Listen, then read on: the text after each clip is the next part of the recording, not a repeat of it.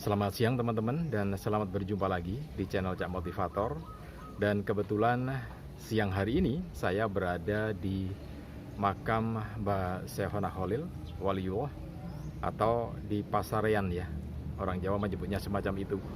Ada banyak hal yang akan kita pelajari di makam Mbah Syekhona Khalil ini. Jadi makam ini berada di Kota Bangkalan, berada di Barat Daya. Jadi Barat Daya itu antara barat dan selatan, Barat Daya Kota Bangkalan ya. Seperti yang saya sampaikan tadi, banyak hal yang bisa kita pelajari dari sini, dari Waliullah Mbah Syekhona Khalil ini ya. Di antaranya tentang keberadaan Mbah Syekhona Khalil di Bangkalan ini mulai dari awal sampai saat ini. Banyak ini ya yang akan kita kupas nanti. Di antaranya yang pertama berkaitan dengan perjuangan Mbah Syekhona Khalil karena hidupnya di masa zaman Belanda ya, 1820 sampai 1925 gitu ya, sekitar itu. Banyak hal yang sudah diperbuat, di antaranya menanamkan nilai-nilai keagamaan yang religius, kesucian dalam kehidupan sehari-hari, sampai bagaimana mempersiapkan generasi yang berikutnya untuk sebuah bangsa gitu ya.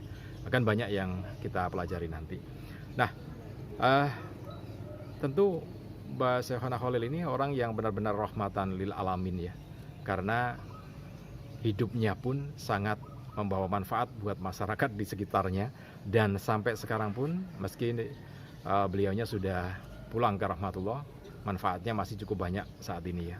Bayangkan saja sampai sekarang cukup banyak yang hadir di makam beliau, dan ini membawa dampak ekonomi yang cukup signifikan karena di kanan kiri masjid yang ada di belakang saya, ini tempat makam Mbah Syekhona Khalil, itu banyak berdiri penginapan, penjual souvenir, penjual makanan, dan pemandu wisata yang lainnya juga cukup banyak yang hidup menggantungkan diri dari keberadaan situs Mbah Syekhona Khalil ini ya.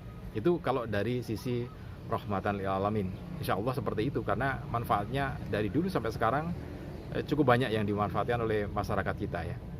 Contoh lainnya, kalau Bung Karno dari awal sampai sekarang pun membawa manfaat yang cukup besar di makam Bung Karno. Demikian juga di sini gitu ya. Meskipun ini perbandingannya mungkin tidak mesti kita perbandingkan, tetapi nilainya seperti itu. Ada manfaat yang cukup signifikan dari sisi manfaat. Kemudian dari sisi bagaimana beliau mempersiapkan generasi yang berikutnya. Karena keberhasilan seseorang, keberhasilan sebuah dinasti atau sebuah periode itu diantaranya bukan hanya masa keemasan yang dialami oleh yang bersangkutan, dinasti itu atau orang yang bersangkutan, tetapi juga bagaimana mempersiapkan generasi yang berikutnya. Di antaranya yang sudah dilakukan oleh Mbah Syekhona Khalil ini adalah mempersiapkan generasi yang berikutnya menjadi generasi yang benar-benar handal, benar-benar bisa membawa sebuah tatanan kehidupan yang lebih baik ya. Bagaimana beliau bisa mempersiapkan generasi yang berikutnya? Banyak sekali santri-santri beliau yang memang berhasil dan sukses pada generasi yang berikutnya gitu. Sebut saja yang paling spektakuler, yang sangat diakui oleh Indonesia maupun internasional, Hadratus Syekh Mbah Hasyim Asy'ari. Ini adalah satu di antara santri Mbah Syekhona Khalil yang berhasil mendirikan Pondok Pesantren Tebu Ireng, kemudian juga berhasil mendirikan organisasi keagamaan, organisasi sosial yang paling besar di Indonesia, Nahdlatul Ulama. Ini adalah keberhasilan beliau dalam mempersiapkan generasi yang berikutnya. Jadi sekali lagi, keberhasilan generasi itu bukan hanya dari masa keemasan, masa kegemilangan yang bersangkutan, tetapi periode yang berikutnya juga harus dipersiapkan. Ini juga pelajaran buat kita ya, sebagai orang tua.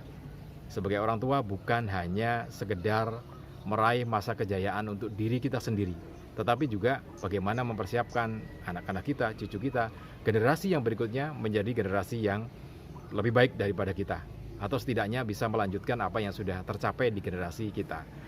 Jadi satu pelajaran yang menarik, sebagai orang tua harus mempersiapkan bagaimana generasi yang berikutnya harus menjadi lebih baik daripada generasi kita saat ini gitu ya. Nah, itu dari persiapan atau mempersiapkan generasi yang berikutnya, kaderisasi gitu. kaderisasi itu menjadi hal yang cukup penting ya. Bukan hanya Hadratus Syekh Hasyim Asy'ari yang berhasil dipersiapkan oleh Mbah Syekhona Khalil, banyak para kiai yang akhirnya juga menjadi satu sosok guru dalam sebuah kehidupan di masyarakat ya. Sebut saja dari Rembang, Kiai Maksum dari Rembang, juga santri Mbah Syekhona Khalil ya. Kemudian Kiai As'ad dari Situbondo, dan banyak lagi kiai-kiai yang lainnya yang memang santri Mbah Syekhona Khalil.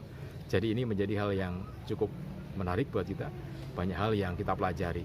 Nah, contoh-contoh keteladanan atau keteladanan yang menjadi perhatian atau menjadi pelajaran buat kita, diantaranya beberapa kisah yang menunjukkan karismatik dan karomah beliau ya.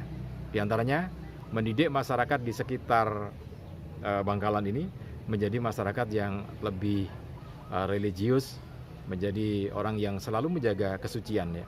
Ada satu cerita yang menarik yang masih hidup di masyarakat Bangkalan saat ini, bahwa pada masanya Mbah Syekhona Khalil dulu, saking perhatiannya terhadap masalah kesucian dan kehalalan, dan itu mendarah daging di masyarakat sekitarnya gitu ya. Berhasil beliau mendidik masyarakat supaya mengkonsumsi atau mengambil barang-barang yang halal saja. Ceritanya begini. Jadi ketika seseorang akan berangkat haji ke tanah suci Mekah, maka bukan hanya secara spiritual, bukan hanya secara fisik yang dipersiapkan, tetapi bagaimana bekal yang akan dibawa ke tanah suci, termasuk ongkosnya pun harus benar-benar diperhatikan. Di antaranya tentang apakah ongkos yang dipakai untuk ke haji atau berangkat ibadah haji itu adalah barang atau uang yang halal. Jadi ada kebiasaan masyarakat dulu ketika beliau Mbah Syekhona Khalil itu masih hidup, masyarakat yang akan berangkat haji membawa uangnya ke Mbah Khalil ini, kemudian sama Mbah Syekhona Khalil dimasukkan ke baskom yang ada airnya gitu ya. Kemudian uang itu akan terpisah, mana yang haram, mana yang halal gitu ya. Maka yang haram akan dipisahkan, kemudian yang halal akan dipakai untuk berangkat ibadah haji gitu ya. Mungkin tidak terbayangkan seperti itu, bahwa santri-santri beliau, masyarakat di sekitar benar-benar sangat memperhatikan kehalalan apa yang akan kita makan, apa yang akan kita konsumsi, bahkan sampai dibuat untuk transportasi atau perjalanan ibadah haji pun benar-benar diperhatikan bahwa harus mengkonsumsi barang-barang yang halal gitu ya. Nah itu beberapa catatan yang menarik untuk kita pelajari gitu ya. Karomah beliau yang cukup cukup sangat menggugah masyarakat ya, menunjukkan bahwa beliau adalah seorang waliullah. Itu yang hari ini kita bisa pelajari dari sini, banyak sekali diantaranya tadi ya. Bagaimana mempersiapkan generasi yang berikutnya lebih baik lagi dan lebih handal lagi dalam menapaki masa depan. Kemudian bagaimana kita bisa menjadi rahmatan lil alamin, membawa manfaat untuk masyarakat kita. Kemudian yang berikutnya adalah bagaimana kita menjaga kesucian diri kita, baik itu yang kita makan maupun yang kita pakai sehari-hari. Mudah-mudahan video kali ini bermanfaat untuk Anda. Salam dan sukses selalu untuk Anda.